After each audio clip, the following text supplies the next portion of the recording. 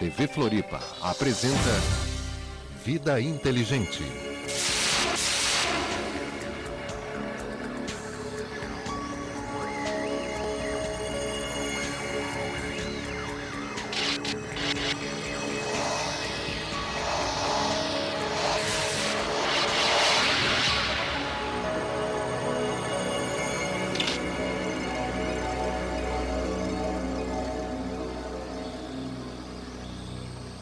Boa noite, Floripa, boa noite, Brasil, boa noite, mundo. Estamos aqui mais uma vez com o nosso programa Vida Inteligente e estamos trazendo hoje um tema que vai mexer muito com a ufologia no Brasil.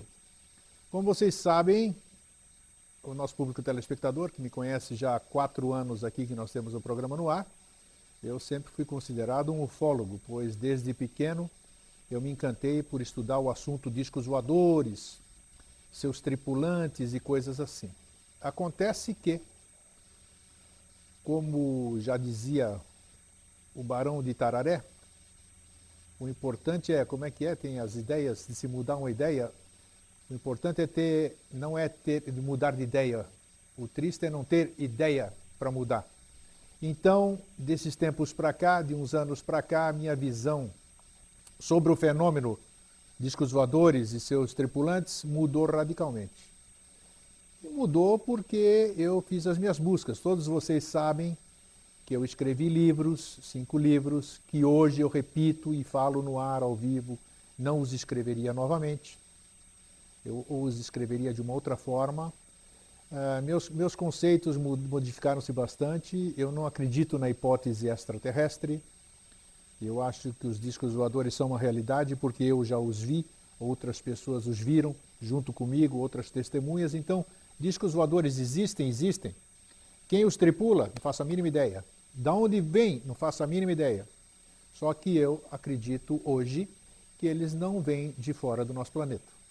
Então, são os assuntos que nós vamos discutir daqui a pouco. E daqui a 2 dias, dia 1º de agosto, a SOSEX, a entidade que eu fundei em 1º de agosto de 1991, completa 18 anos.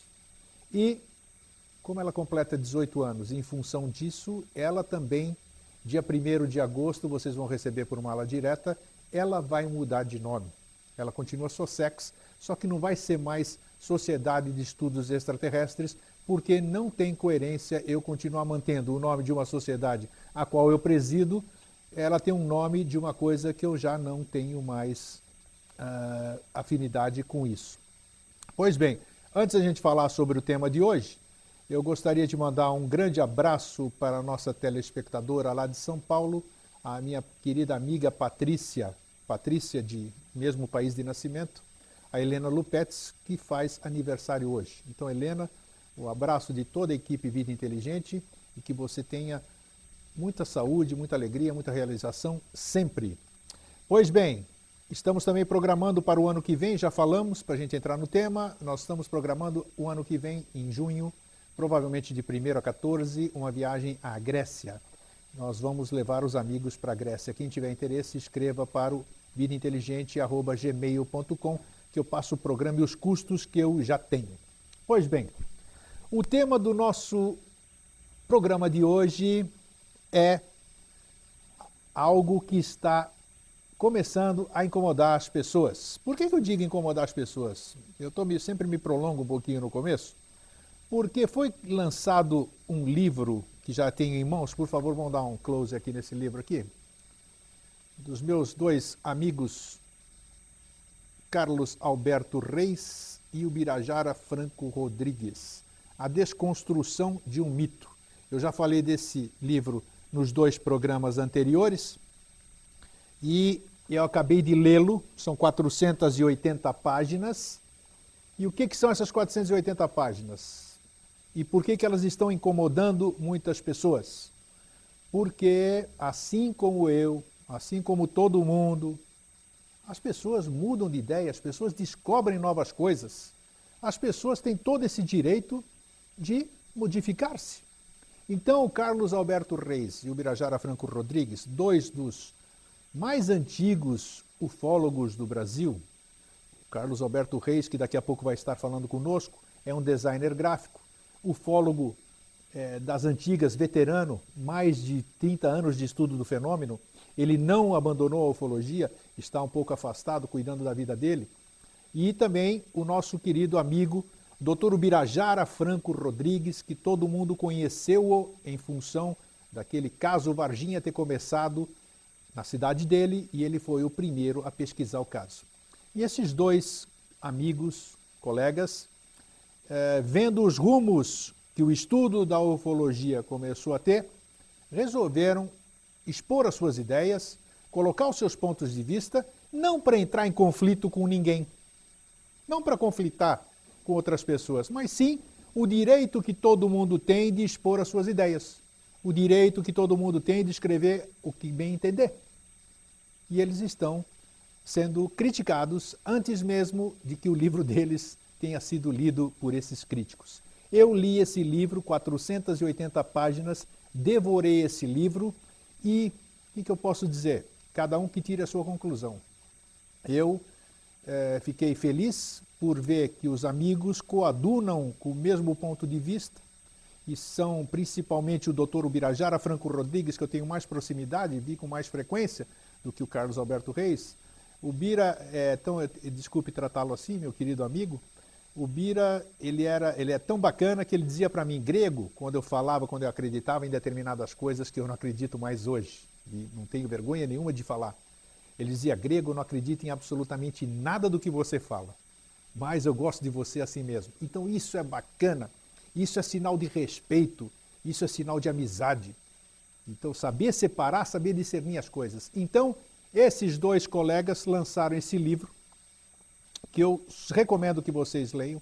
Tem o site da editora, procurem já, se você jogar no Google, A Desconstrução de um Mito, fecha aqui de novo o close aqui para mim, A Desconstrução de um Mito, vocês já vão cair na editora, que é, deixa eu ver a editora aqui qual é?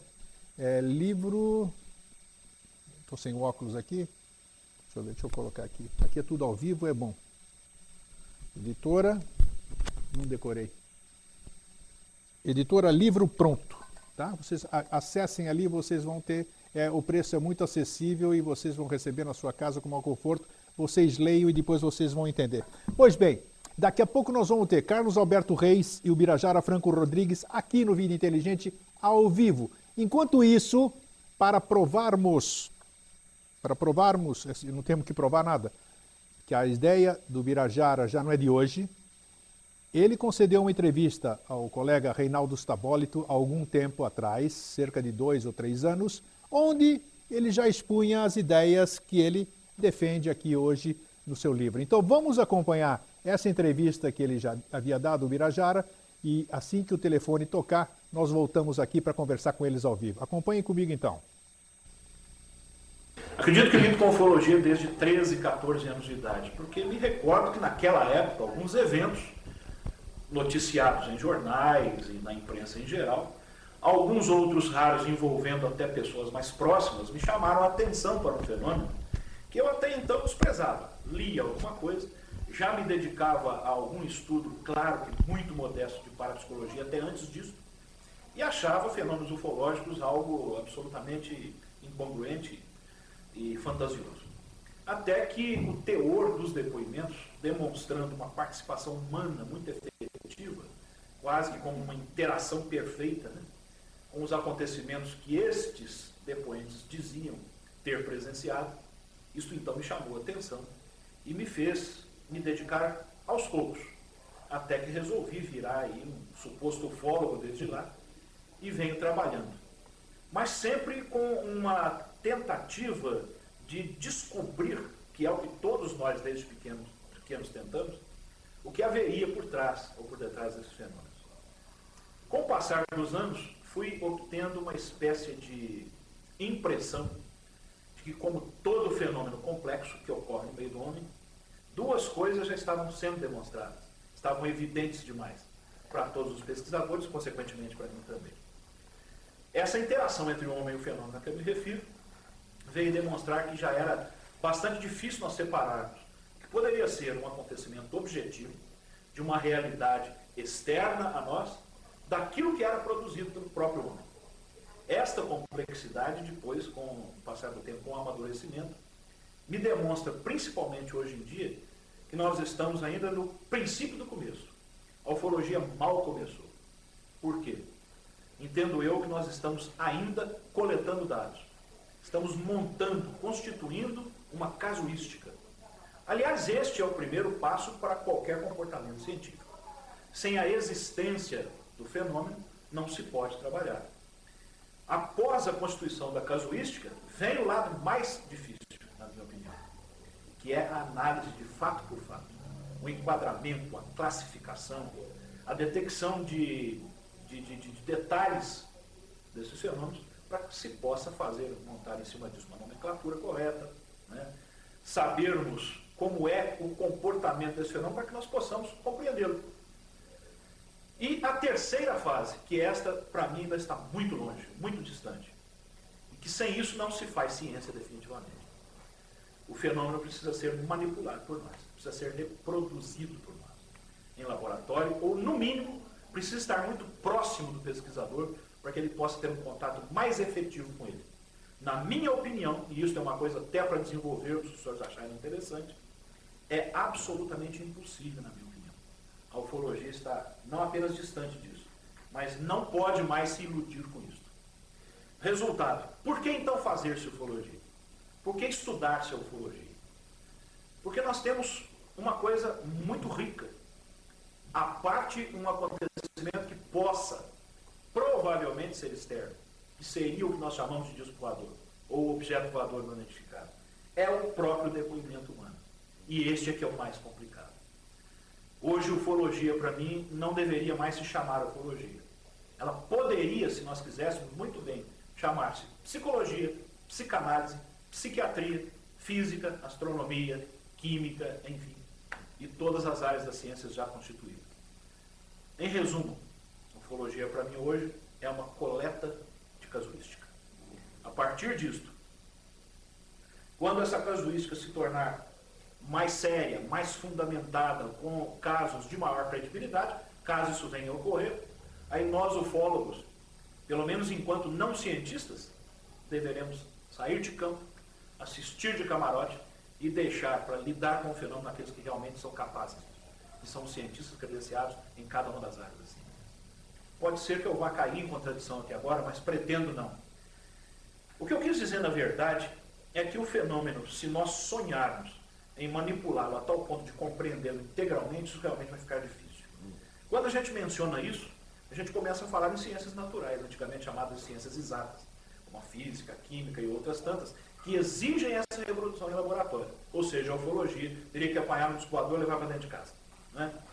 Mas, sendo até um pouco mais sério na minha resposta, se me permitem, me desculpam, nós temos sim como fazer uma análise laboratorial da ufologia, que é exatamente com o depoimento humano. E com alguns aspectos físicos dela também. Como o seu grupo, Stabolito, que se dedica muito à análise de fotografias, de filmes, a analisar, a estudar e examinar os depoimentos para fazer comparações, enquadramento de que tipo de fenômeno, em que tipo de fenômeno a testemunha se envolveu, acreditando que era algo estranho, extraordinário, mas que pode ter sido muito bem um fenômeno já conhecido. Mas eu repito, principalmente o depoimento humano é uma fonte rica de pesquisa para nós.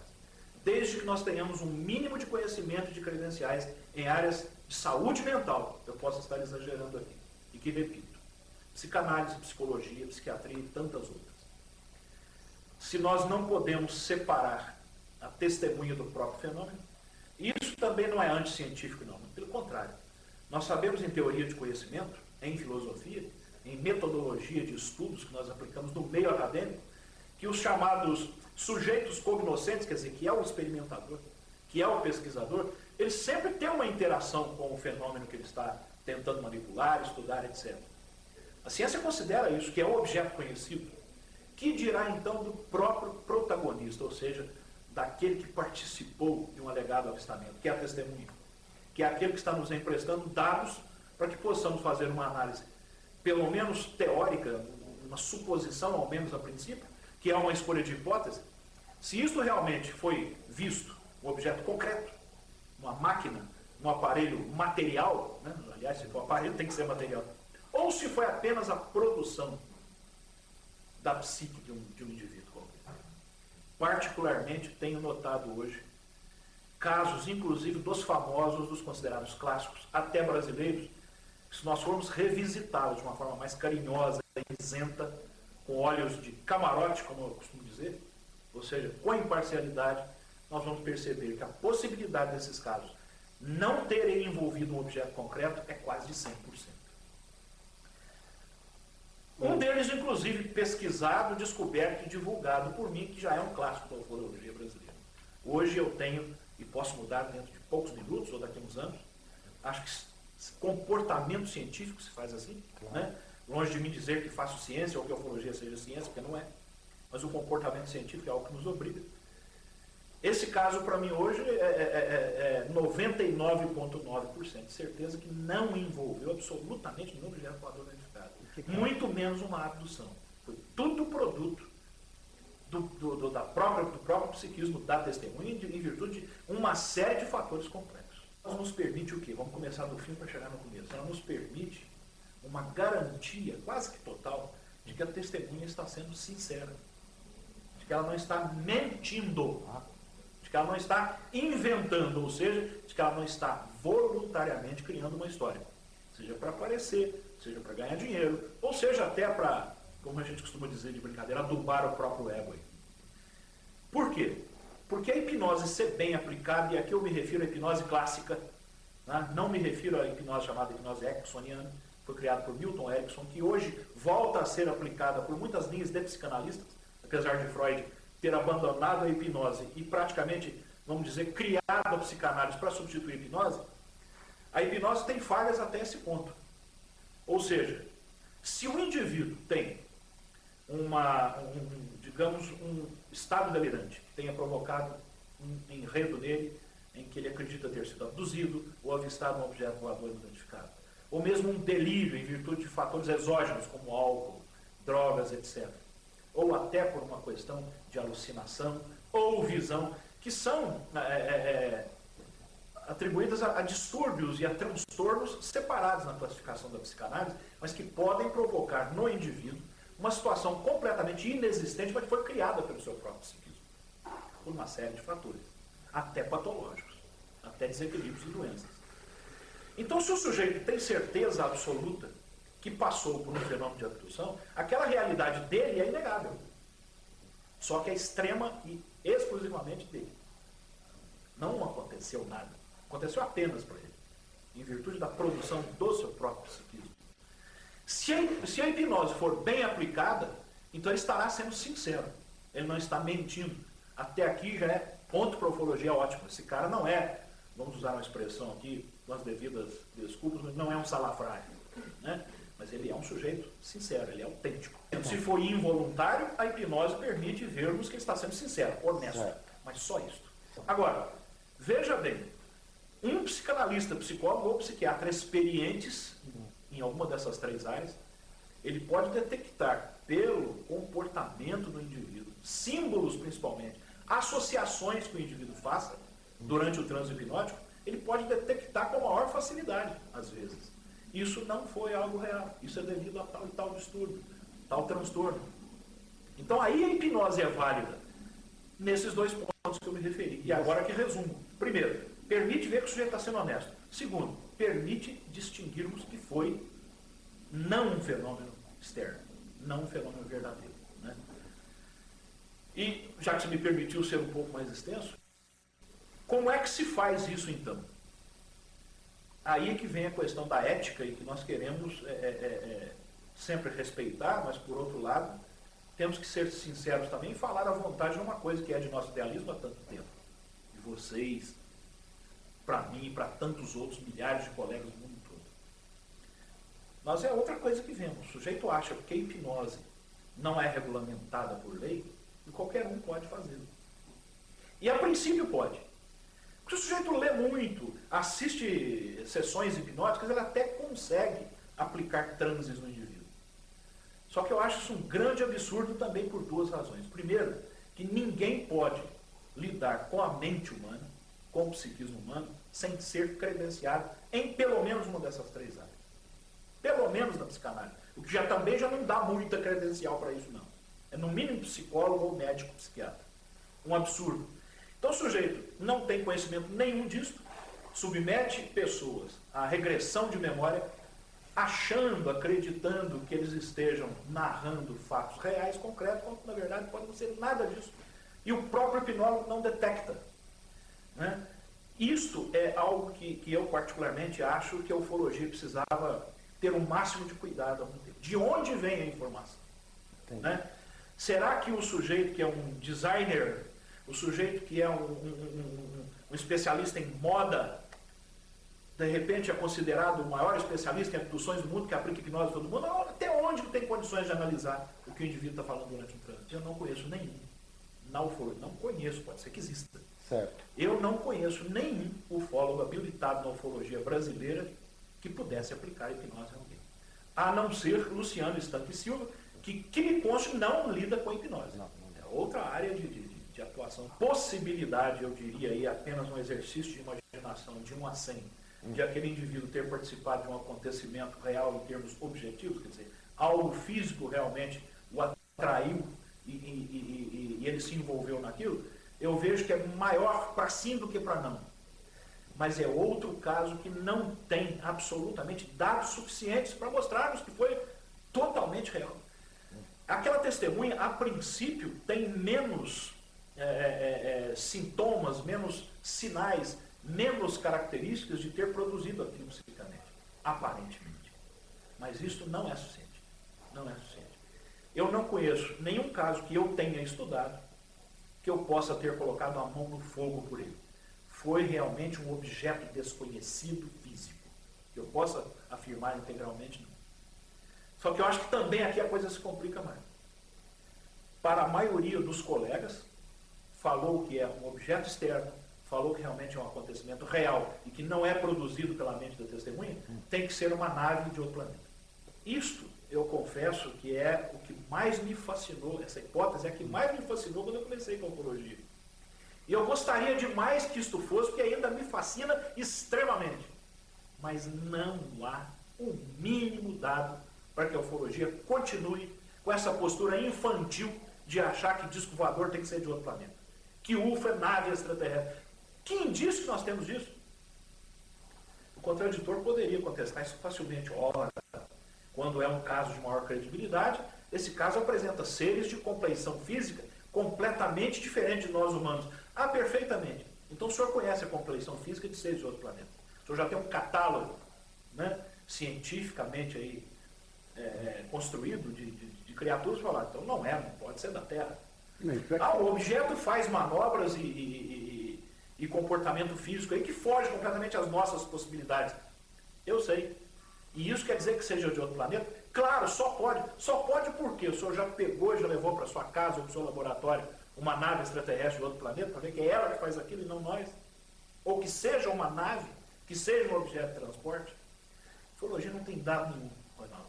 Se os senhores estão pedindo a minha sinceridade, e até admito que de forma arrogante, mas continuo com sinceridade. A ufologia não tem nada nas mãos. Absolutamente nada. Nem no exterior e nem no Brasil. Verdade. E eu digo, aliás, muito menos no exterior, porque o que eu tenho visto por aí é de morrer de rir muito mais do que se vê por aqui no Brasil.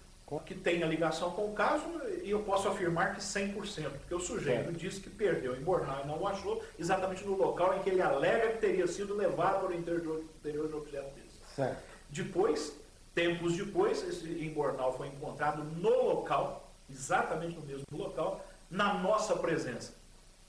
As inscrições dele que não existiam, evidentemente, porque o cara na época era praticamente analfabeto, não sei se hoje aprimorou a cultura dele, está coberto por caracteres hebraicos, onde a tradução demonstra uma mensagem de cunho filosófico, eu diria, que para nós, aparentemente, exotericamente, quer dizer, de uma forma clara, não diz nada. É apenas uma mensagem filosófica. Eu pergunto a vocês, foi encontrado naquele local, é escrito em hebraico, um monte de gente ainda escreve em hebraico, inclusive na forma arcaica do mundo todo. Basta querer. Isso quer dizer que veio de seres de outros planetas? Não, absolutamente. Também acho. Então o que nós temos em mãos? Uma série de casos interessantíssimos, curiosos, fascinantes, sem dúvida, há casos extremamente fascinantes, mas que nos levam a quê? Apenas ainda àquele comecinho do início, a construção de uma casuística que ainda não nos permitiu detectar nada de concreto e nem de seguro a respeito do próprio fenômeno em si. A não ser que o 1%zinho que se admite hoje de casos dito autênticos está se espremendo cada vez mais. À medida que o tempo passa, que a nossa tecnologia se desenvolve, casos revisitados vão mostrando que não tinham absolutamente nada a ver com o descolador, com UFOs, muito menos com naves de outros planetas.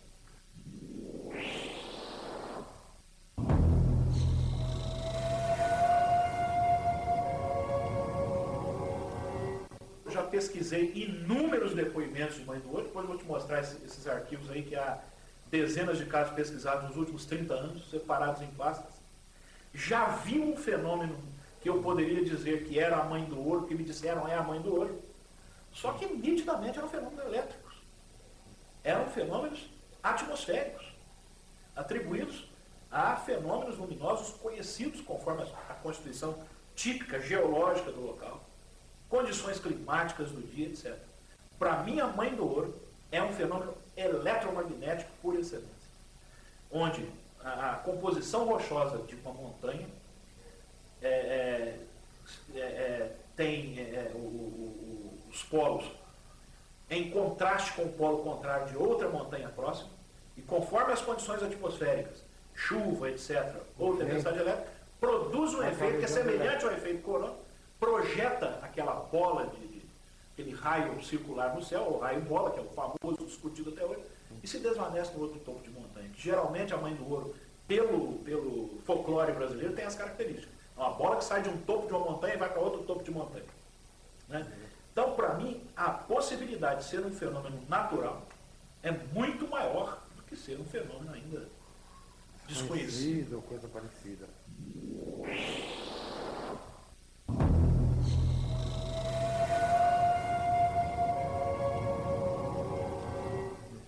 É um laboratório indescritível, é um tesouro para mim incalculável, como pesquisador.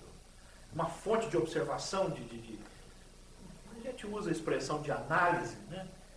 Uma fonte de dados extremamente importante para mim como pesquisador, porque estou aqui, estou vivendo isso desde o início, estou observando o comportamento dos ufólogos, o meu comportamento das testemunhas, civis, militares conhecidas, militares desconhecidas ainda do grande público.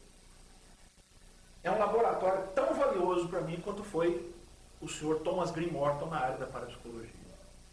Eu hoje me considero um privilegiado de ter tido a oportunidade de conviver com esses dois fenômenos. Thomas Green Morton na parapsicologia e Carlos Varginha na ufologia.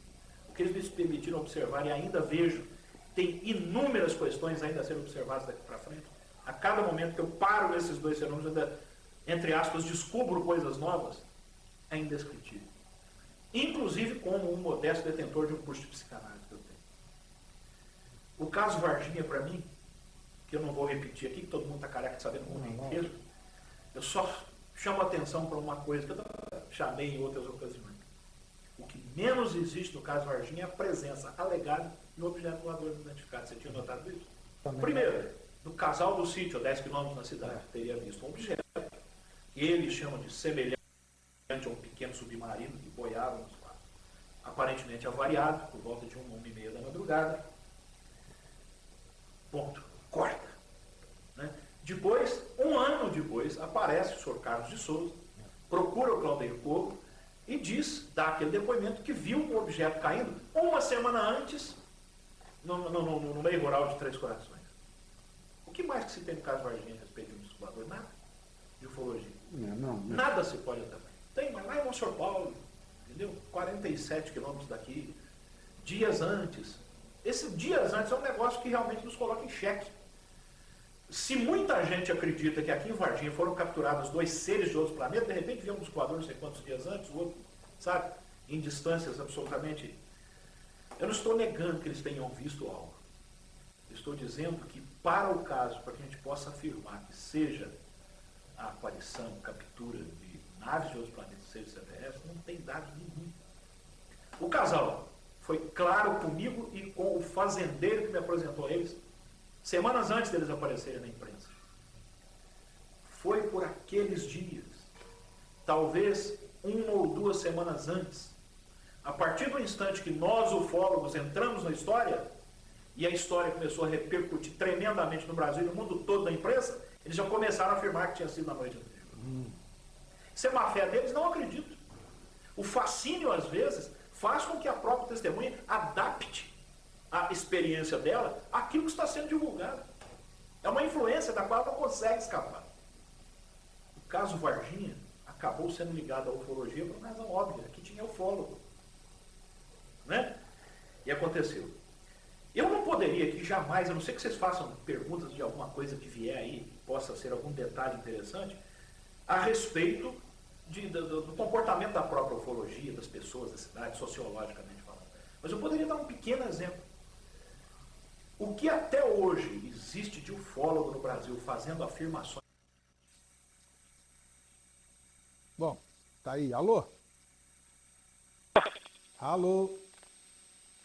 Alô, Grego? Ô, Carlos, você tá bom?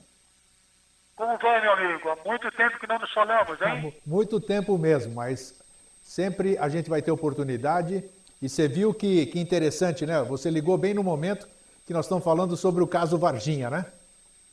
Eu estou acompanhando e quero dizer também da grande satisfação em falar com você e participar do seu programa. Lamento interromper aí a entrevista gravada do meu colega, o Birajara. Depois você volta com ele. Não, tudo bem. Ô, Carlos, me diz uma coisa. Você é um dos pioneiros da ufologia, né? Você começou na ufologia, que ano que foi? Ô, Grego, eu não seria um pioneiro da ufologia. Eu comecei em 1971, quando comecei a ler os primeiros livros, e a partir daí não parei mais. Então eu tenho 40 anos, mas não sou um pioneiro, né? Digamos assim, uma segunda geração de pesquisadores e de ufólogos. Isso, porque eu e o Claudeir, por exemplo, apesar de termos participado, eu fiz parte da Apex, né?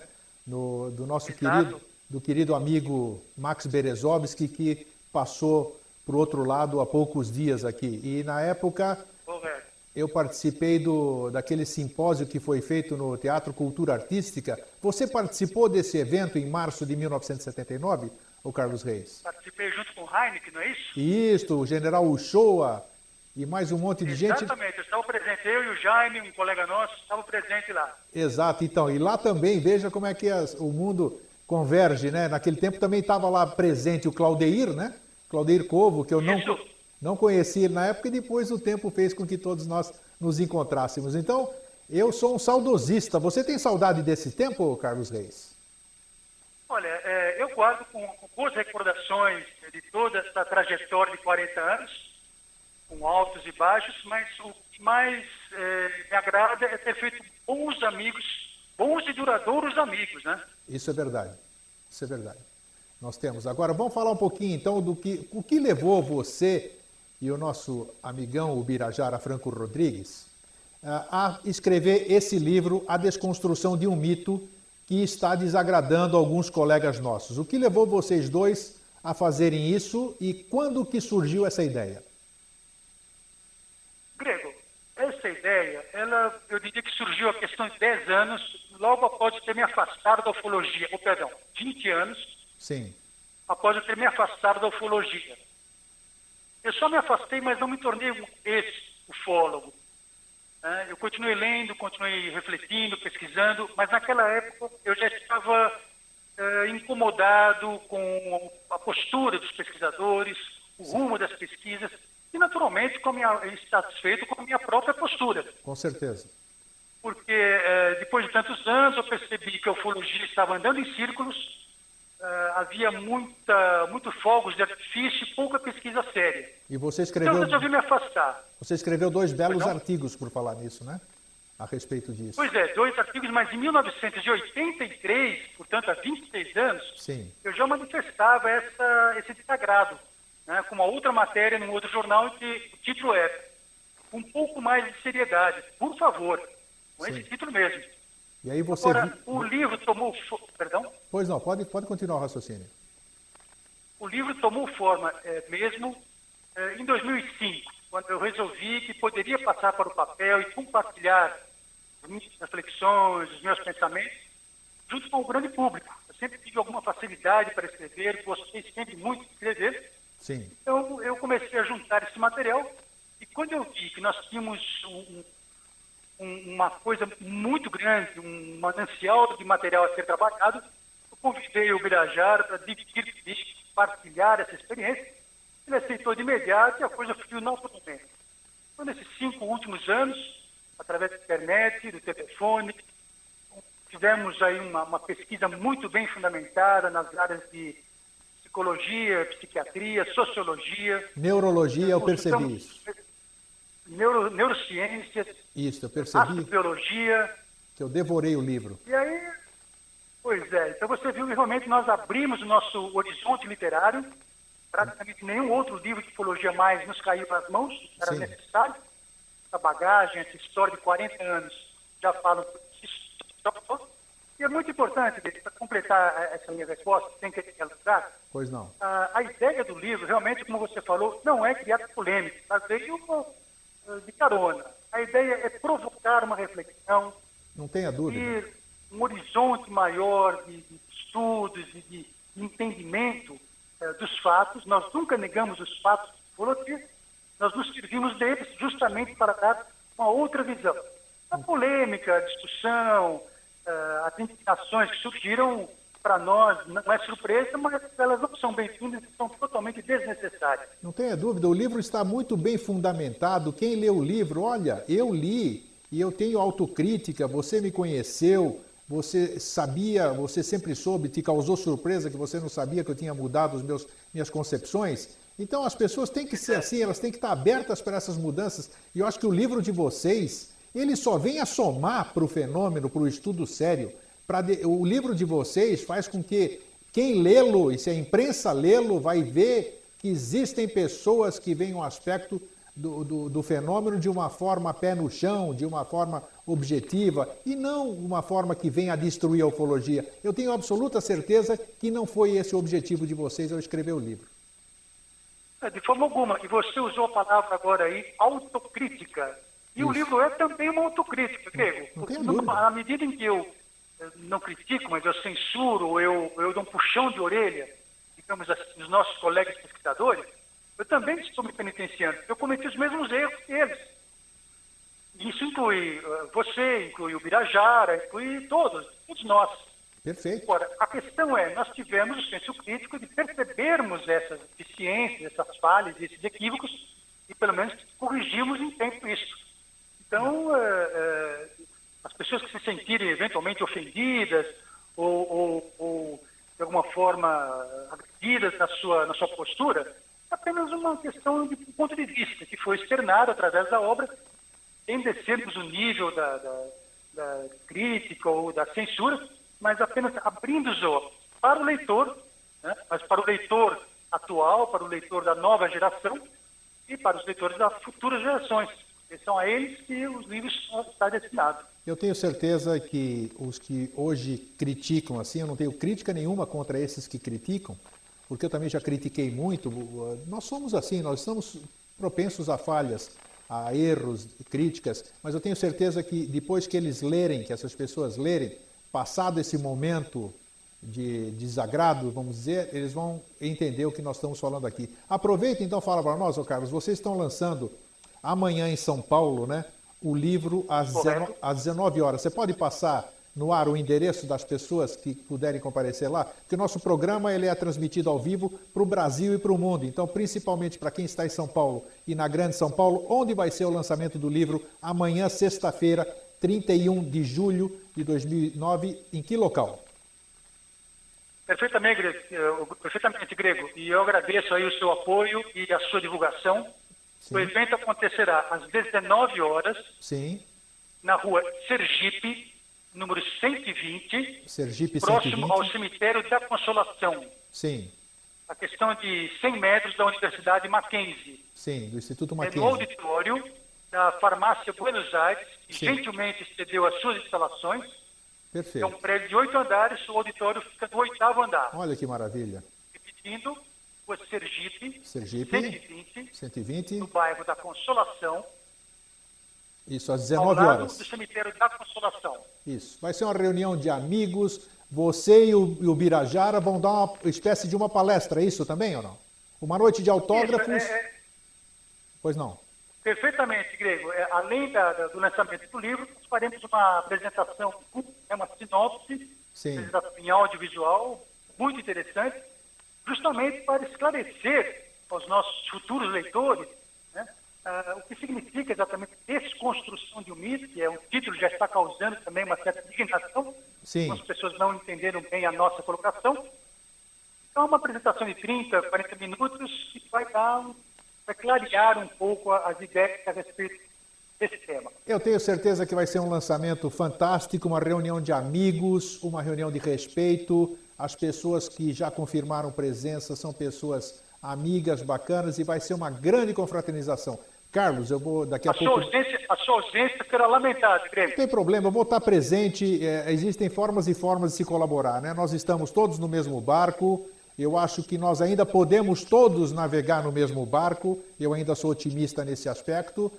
Ficam meus votos de um lançamento feliz, um lançamento próspero, e espero que vocês tenham sucesso e atinjam o que vocês se propuseram. E contem comigo, com a minha divulgação, com o meu programa, para eventos semelhantes. Tá bom, Carlos? Um grande abraço, obrigado por ter participado, e a gente volta a falar qualquer dia desses aqui no Vida Inteligente.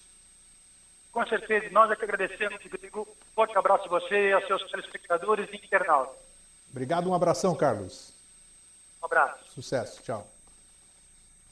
Bem, daqui a pouco nós vamos ter aqui conosco o Birajara, o outro autor, o Birajara Franco Rodrigues. Ele vai entrar conosco aqui no ar. Enquanto isso, vamos dar um pouquinho de continuidade à entrevista do Birajara nesse inteirinho, enquanto ele liga. O Carlos Alberto Reis nos ligou agora de Juiz de Fora, onde ele está residindo.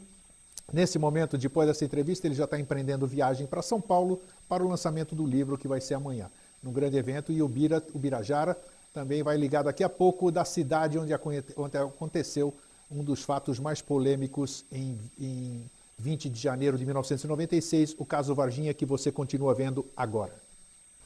Extremamente importante para mim como pesquisador, que estou aqui, estou vivendo isso desde o início, estou observando o comportamento dos ufólogos, o meu comportamento das testemunhas, civis, militares conhecidas, militares desconhecidas ainda do grande público. É um laboratório tão valioso para mim quanto foi o senhor Thomas Green Morton na área da parapsicologia. Eu hoje me considero um privilegiado de ter tido a oportunidade de conviver com esses dois fenômenos. Thomas Green Morton na parapsicologia e caso Varginha na ufologia. O que eles me permitiram observar, e ainda vejo, tem inúmeras questões ainda a serem observadas daqui para frente. A cada momento que eu paro nesses dois fenômenos, ainda, entre aspas, descubro coisas novas, é indescritível. Inclusive como um modesto detentor de um curso de psicanálise que eu tenho. O caso Varginha, para mim, que eu não vou repetir aqui, que todo mundo está careca de saber no mundo inteiro, eu só chamo a atenção para uma coisa que eu também já chamei em outras ocasiões. O que menos existe no caso Varginha é a presença alegada de um objeto voador não identificado. Você tinha notado isso? Também. Primeiro, do casal do sítio, a 10 quilômetros na cidade, teria visto um objeto que eles chamam de semelhante a um pequeno submarino que boiava no espaço. Aparentemente avariado, por volta de 1h30 da madrugada. Ponto. Corta. Né? Depois, um ano depois, aparece o senhor Carlos de Souza, procura o Claudeir Coco e dá aquele depoimento que viu um objeto caindo uma semana antes no meio rural de Três Corações. O que mais que se tem no caso Varginha a respeito de um voador? Nada. De ufologia. Não. Nada se pode atrapalhar. Tem, mas lá em Monsenhor Paulo, entendeu? 47 quilômetros daqui, dias antes. Esse dias antes é um negócio que realmente nos coloca em xeque. Se muita gente acredita que aqui em Varginha foram capturados dois seres de outros planetas, de repente viam um dos voadores não sei quantos dias antes, o outro, sabe, em distâncias absolutamente... Eu não estou negando que eles tenham visto algo. Eu estou dizendo que, para o caso, para que a gente possa afirmar que seja a aparição, captura de naves de outros planetas, seres extraterrestres, não tem dado nenhum. O casal foi claro comigo e com o fazendeiro que me apresentou a eles, semanas antes deles aparecerem na imprensa. foi por aqueles dias, talvez 1 ou 2 semanas antes. A partir do instante que nós, ufólogos, entramos na história, e a história começou a repercutir tremendamente no Brasil e no mundo todo da imprensa, eles já começaram a afirmar que tinha sido na noite anterior. Se é má fé deles, não acredito. O fascínio, às vezes, faz com que a própria testemunha adapte a experiência dela àquilo que está sendo divulgado. É uma influência da qual ela não consegue escapar. O caso Varginha acabou sendo ligado à ufologia por uma razão óbvia, que tinha ufólogo. Né? E aconteceu. Eu não poderia aqui jamais, a não ser que vocês façam perguntas de alguma coisa que vier aí, que possa ser algum detalhe interessante, a respeito do comportamento da própria ufologia, das pessoas da cidade, sociologicamente falando. Mas eu poderia dar um pequeno exemplo. O que até hoje existe de ufólogo no Brasil fazendo afirmações sobre o caso, sem um mínimo respaldo, informações truncadas, errôneas, não verdadeiras a respeito do próprio depoimento das testemunhas, é um monte. São vários. Tá? E o que mais me espanta, o que eu tenho ouvido de bobagem contra o caso, é um número menor das bobagens que eu tenho ouvido a favor do caso. Nos meios da própria ufologia. Ninguém é obrigado a tomar atitudes que não lhe deem prazer, como, por exemplo, lerem um livro. Mas eu diria aí dos 30 ufólogos mais conhecidos no Brasil, que ficaram fascinados pelo caso, que estiveram aqui na época e alguns só depois, que leram um livro de 400 páginas com todos os detalhes que eu dei do caso, se forem 5, estaremos sendo muito otimistas. E querem opinar sobre o caso. Inclusive a favor. Uma coisa que mais me deixa pasmo e às vezes acho até, apesar de ser triste e engraçado, esta afirmação de que as criaturas dito capturadas em Varginha foram levadas para os Estados Unidos. E muita gente andou falando que eu afirmei isso. Não sei de onde esse pessoal tirou isso. De onde que esse pessoal tirou isso? Não tenho a mínima ideia que as criaturas foram levadas para os Estados Unidos. O pessoal até hoje, nós já falamos, eu coloquei no livro, já falamos na revista UFO e outras publicações. A morte do policial nos permitiu descobrirmos quem eram os 2 policiais que haviam participado da alegada captura da parte da noite. A morte dele não tem nada necessariamente a ver com o fato de ele, segundo a história consta, ter tocado na criatura com as mãos desnudas. No laudo de necrópsia foi encontrado 8% de substância tóxica não classificada no sangue dele. Isto é algo normal em qualquer caso de morte de septicemia, em qualquer caso de morte de infecção generalizada. Qualquer médico sabe disso. Nós já escrevemos, já falamos. No entanto, todos os nossos colegas continuam afirmando, sem pestanejar, ele morreu porque pegou uma substância desconhecida dessa criatura estranha, inclusive está comprovado no laudo. Eu acho isso uma infantilidade, uma irresponsabilidade de ordem de pensamento científico sem par. E que amanhã, se um desses detratores da ufologia, como alguns citados, como alguns astrônomos, alguns céticos, e cientistas que pertençam ao meio acadêmico, como uma grande universidade, um dia quiserem dar uma atenção que nós merecemos, nós ufólogos merecemos, e começarem a perceber esse tipo de incongruência e de afirmação sem base, a ufologia vai continuar sendo desmoralizada, como está até hoje perante o meio acadêmico. E não vai ter solução. É ela mesma que se enterra sobre o próprio pescoço. Considerando que homens de preto ou bíblios é apenas um símbolo de instantes em que alguém envolvido na ufologia é abordado por outro alguém, eu acredito na existência dos bíblios. Da seguinte razão. Suponhamos que você comece a falar num caso ufológico envolvendo o nome do exército, da polícia militar, de hospitais, etc., tal como ocorreu no caso Varginha. É muito provável que um dia batam 2 homens na sua porta e digam o seguinte: escuta, é verdade que hoje tem aí 40, 45 ufólogos na sua casa, vocês estão aí discutindo o envolvimento do exército, da polícia militar, etc. Porque nós vimos isso nos jornais, nas televisões, nas rádios, ontem todos noticiados. Nós pertencemos ao serviço de inteligência dessas armas e é obrigatório que todas as vezes que alguém envolve publicamente o nome dessas armas, a gente tem que ir para ver o que está acontecendo. Isso é uma questão de responsabilidade. Como aconteceu na nossa reunião. Bateram lá. Eu falei, perfeitamente, podem entrar. Senhoras e senhores, colegas do fórum, nós estamos recebendo a visita aqui de 2 companheiros da inteligência, do Serviço de Inteligência da Polícia Militar e do Exército, que vieram aqui por uma questão de obrigação assistir a nossa reunião, estão perguntando se podem assistir. Todo mundo, não, perfeitamente, então os mitos existem. Bem, quem vocês estavam vendo na televisão agora está no telefone. Alô? Alô, Grego, boa noite. Ô, Birajara, meu querido amigo, como é que você está? Meu querido amigo, vou muito bem e folgo em saber e ver que você está melhor do que sempre. É um grande prazer te ouvir, muito obrigado pela oportunidade, parabéns por esse programa excelente e sério. Isso, muito bacana a sua presença. Eu estava meio preocupado porque começaram a ligar. Quem ligou agora há pouco te manda um abraço para você, para o Carlos Reis, é o Alcione lá de Curitiba, né? Alcione Giacomitti, outro abraço para ele. Isso, e aproveito aqui que você está no ar agora para mandar um abração lá, que está todo mundo ligado hoje aqui. O doutor Luciano Estanca, que você citou bem ele no vídeo que nós estamos passando aqui, a Paolo, o Claudeiro, o Chola, o Quentaro e mais um monte de gente lá em São Paulo que está nos assistindo hoje e ávido pelo lançamento do livro amanhã lá no auditório em São Paulo. O Birajara, Pois não. nós estamos mostrando agora nessa sua entrevista, as pessoas estão alegando, antes mesmo de lerem o livro, de que você mudou radicalmente de ideia e sua postura. E a gente percebe que desde o seu livro, O Caso Varginha, que você escreveu, e também essa entrevista, que já tem uns 2, quase 3 anos que você concedeu, as ideias que você coloca no livro você já vinha divulgando há muito e muito tempo. Onde você acha, então, que as pessoas estão pegando, vamos dizer, entre aspas?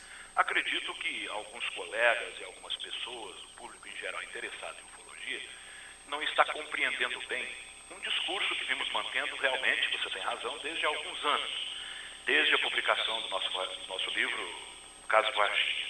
Nós nunca escondemos que a nossa postura de dúvida, de mudança radical, vinha cada vez mais uma constante. E você usa uma expressão muito feliz, uma mudança radical. Isso significa ir à raiz das coisas, uma reflexão sobre o próprio conhecimento. E isso é necessário em toda a área do conhecimento humano, até nas ciências.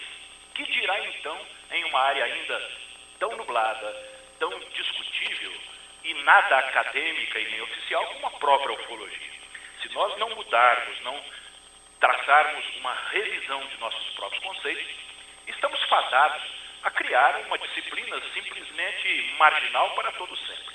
No entanto, sempre foi o sonho de todos os ufólogos que, por exemplo, um meio acadêmico se dedicasse ao estudo mais sério desses acontecimentos.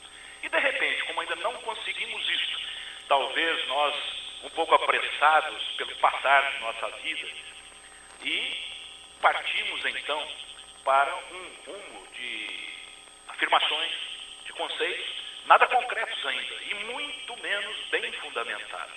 Para fazermos isso, temos que recomeçar. A ufologia, como eu acabo de dizer na entrevista que você publica, ainda está no começo. Nós ainda estamos na constituição de uma casuística, e uma casuística montada ainda com vieses. Nós não temos muita metodologia apropriada para a coleta das próprias informações. Quer dizer, precisamos mesmo de uma postura científica, ainda que a ufologia não seja ciência.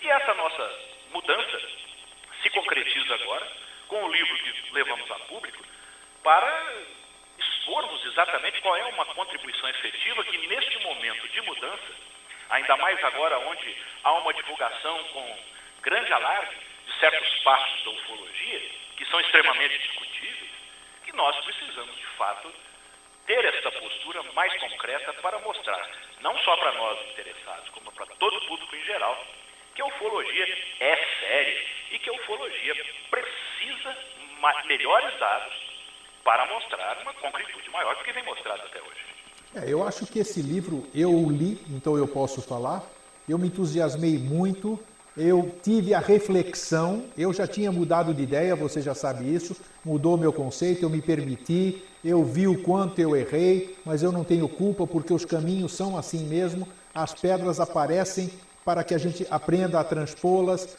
os obstáculos também, os conceitos, os preconceitos. Então eu achei necessário que eu passei para eu ter essa minha ideia hoje. E eu vejo a obra de vocês, do Carlos Alberto Reis, e a sua, um grande amigo, um grande colaborador para aqueles neófitos. Nós já somos um pouco mais antigos na pesquisa do fenômeno, mas esses jovens que estão vindo agora, eles têm tudo na mão, eles têm, e eu espero em breve que o nosso querido amigo, o Claudeir Covo, também lance o que ele diz ser, que já está preparando há anos, o Manual do Ufólogo, onde ele mostra truques e falhas de interpretação e mais uma série de fatores. Então, livro que nem o seu e o que vem ainda, o de vocês, e o que vem ainda do Claudeir, só podem vir a somar e jamais fazer o que está acontecendo, que é a cisão, essa briga que nós estamos vendo nas listas, e a gente vê antes do livro, antes das pessoas lerem o livro, já estão,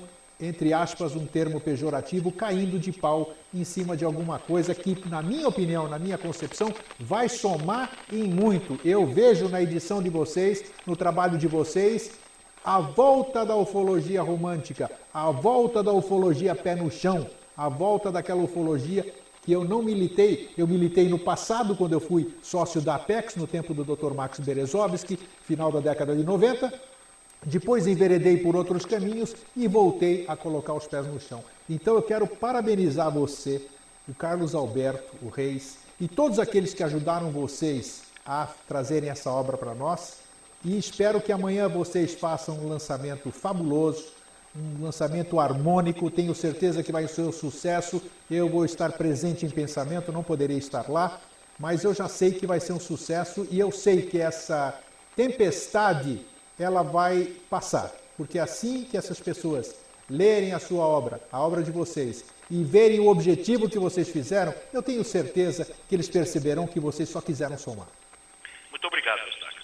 Nós esperamos realmente que isso aconteça a partir do momento que as pessoas lerem o nosso livro, que visa tão somente isso, como o Reis frisou ainda há pouco, uma contribuição, algo a mais para todo esse mundo complexo da ufologia. Nós mudamos, não foi você apenas que mudou, todos nós. E você abriu o programa com uma das epígrafes do nosso livro, eu estava acompanhando aqui. Sem dúvida, se nós não temos ideias para mudar, aí sim nós somos radicais no sentido conotativo, no sentido figurativo. Ou seja, pessoas que não admitem, por uma questão de subjetividade, mudança das suas ideias, principalmente quando elas lançam essas ideias a público.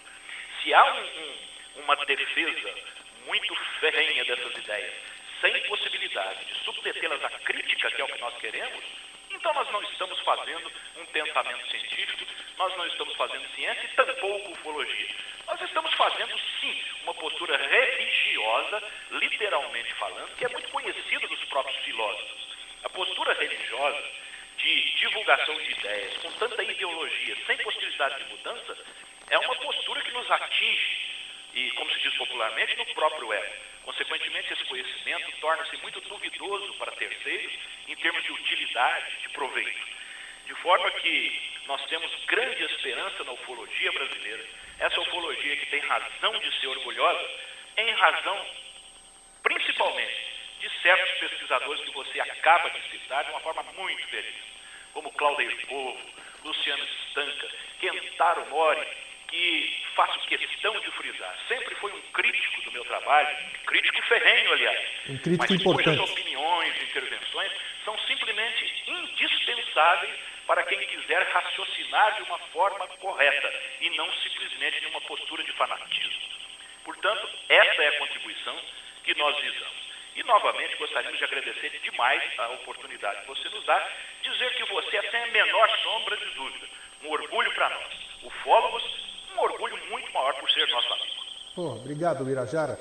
Você mora aqui no meu coração de verdade. Eu tenho o orgulho, o prazer de ser seu amigo. Eu quero encerrar o nosso programa de hoje. Essa entrevista vai ser passada na íntegra por um DVD, juntamente com a participação de vocês dois. Eu quero deixar aqui o meu agradecimento pela colaboração que vocês estão dando à ufologia, que eu tanto amo, que eu tanto milito desde os meus 10 anos de idade, eu já estou com 58, e que fiquei magoado com as coisas que aconteceram, mas ainda o fato de existirem pessoas iguais a vocês, pessoas sérias, pessoas que respeitam o próximo colega, independente das coisas que eles querem, isso é que nos alenta a termos uma ufologia melhor no futuro, como você bem o disse. Eu quero aqui deixar o meu abraço para o querido amigo, para o Carlos Reis que participou, para Dione, sua digníssima esposa, o herdeiro Arthur. Um grande abraço, obrigado pela sua participação e até sucesso amanhã, Bira. Um grande abraço para você. Muito obrigado. obrigado, Eustáquio. Um grande abraço, um prazer revê-lo. Grande abraço, tchau. Bom, eu acho que estamos em cima da hora, não vamos passar a continuidade, mas já deu o que vocês viram da entrevista do Birajara, a participação do Carlos Reis, do Birajara Franco Rodrigues. Olha, eu me sinto gratificado, eu acho que nós estamos iniciando hoje e amanhã continua às 19 horas, um marco na ufologia brasileira. Não um marco de cisão, não um marco de brigas, não um marco de macular interesses de quem quer que seja, mas eu considero um marco de que comecemos novamente, porque sempre reiniciar é sempre bom. E eu acho que nós estamos dando o primeiro passo da nova ufologia. Um grande abraço e até sempre.